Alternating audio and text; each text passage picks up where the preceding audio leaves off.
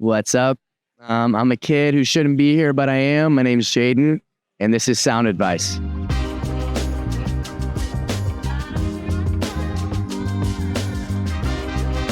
I'm in Austin because I got arrested here and I just missed it so much. No, I'm just kidding. I'm here for South by Southwest, and I got to speak on a panel today about brands and brand management. Two things would probably be you always want the brand to be bigger than you. You know what I mean? And when you're starting something out, you have to believe in what you believe in before there's even anything to believe in. You know? So when I was starting out, I told people I was a rock star, and they'd be like, "Do you have any songs?" And I was like, "No." And I just believed in myself so much. I think manifestation is a real thing. That's just my take on business. Is energy is more important than the actual tangible matter sometimes. So.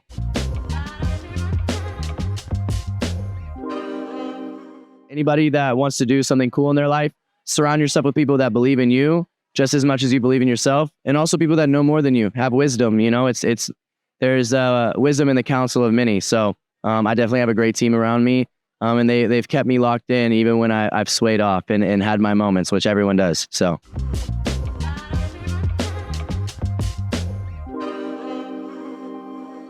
I have a manager named Steve. He's genuinely a genius.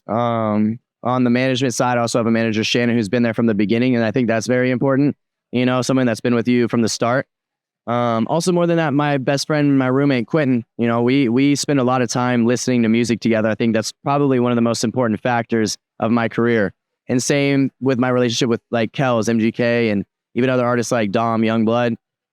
Just having real connection with them, talking about music where it lives for us, and being inspired by each other. I think it can come in a lot of different forms for a lot of different people. But you'll know when you're with your right group. You know, you can feel it. People that support you no matter what. Oh, man. It's a tough one. I think that I have a hard time not being inspired by everything that I see because I'm fucking ADHD as shit. So honestly, I try to let my inspiration come organically. It could come from anything. I don't think it's any one specific person or band or influence. I just like when I feel it, I run with it. I'm a gut feeling type of person. So, but overall, music is just incredibly inspiring. I think it's therapeutic for people. So I find a lot of my inspiration from other artists' music, you know? The last thing that inspired me. So my good friends, they're in a band called Beauty School Dropout, and they made this song, and we love showing each other our music.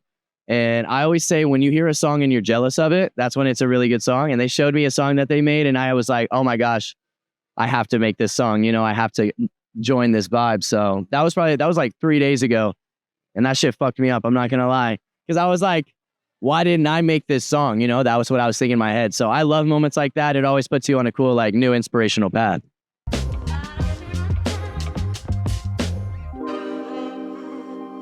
I think Travis does a great job of not letting other people influence who he is. You know, at being a kid and being in the industry, I've really struggled with identity. You know, it's a really tough thing.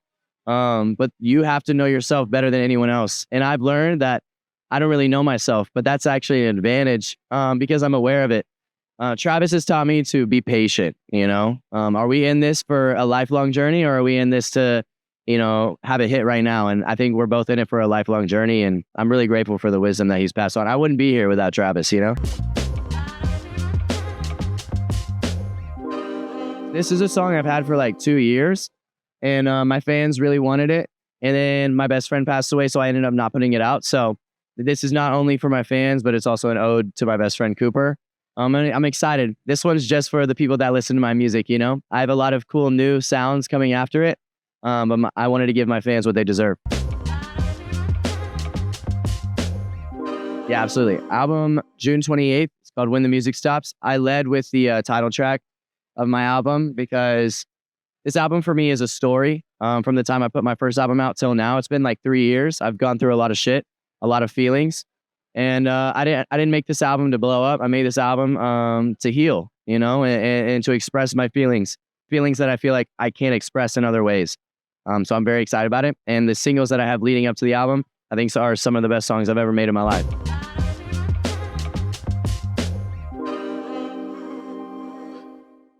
I think It depends on the song, but for this project, I wanted to be more vulnerable than I've ever been.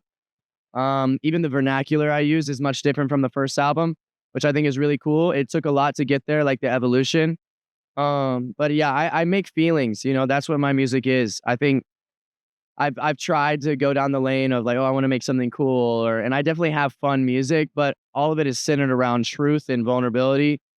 So that's me. If you need someone who fucks up a lot and has fucked up a lot in his life to relate to, I really think I'm the perfect person, because I just look back at my life and I'm like, damn, how did I get here? And if you feel the same way, we could get along great.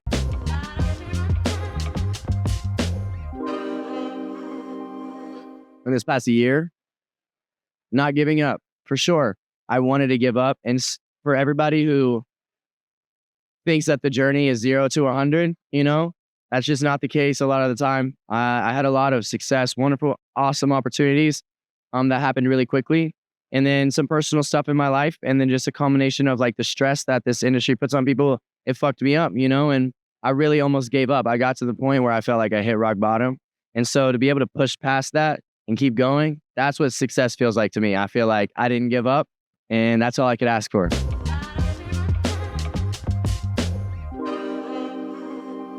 I genuinely think you have to love music so much that it makes other people uncomfortable almost, It will inspire a lot of people, but like my love for music runs so deep.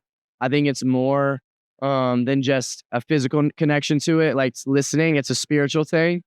And I know that's why I'm going to go far in this industry, because I love music, and I'm never willing to forfeit that fact. If all of this was taken away, if the cameras, if the labels, all of that, I still have music, So I think that's where you should start. If it's music or any other project that you're passionate about, anything creative, you got to love it more than you love anything else,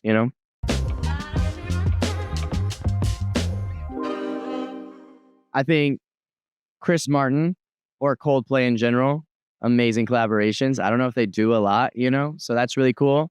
Me and my girlfriend had a lot of connection to that band, so that's really nice. And so, I don't know, it depends. I had answers before of people who are really talented, but if I'm being honest, I kind of want to collaborate with people that no one's looking for, I think that's where cool moments happen. There's a lot of artists that have been around for a long time. I think I'm an artist of the new generation, and I want to bring other artists up with me. So it's probably not even the big names that people would think about. To me, it's the artists that no one really knows about. That's who I want to collaborate with a lot over this next 2 years, because I want to make the difference, I knew that. Yeah, I knew it. I definitely felt something. I'm a big gut person. I don't know if I said that already, but I trust my feelings. I trust my gut. And it was actually a perfect storm of, I always knew I was going to be something. And when I came out to LA and I was doing social media, all I could think about was music. And it just works so candidly. Like, yeah, I never got on social media to be on social media. I just saw the opportunity to get out of where I was, and I took it. And because I trusted myself, and I trusted something that I didn't see, I just believed, I think it worked out. You know what I mean? So yeah, I don't know. I am very grateful for the distance I have from social media now. Just because it's cool for people to see me as like an artist, because that's really what my goal has been since I came out here. But I also have appreciation for what social media has done for me, and I'm forever grateful for that,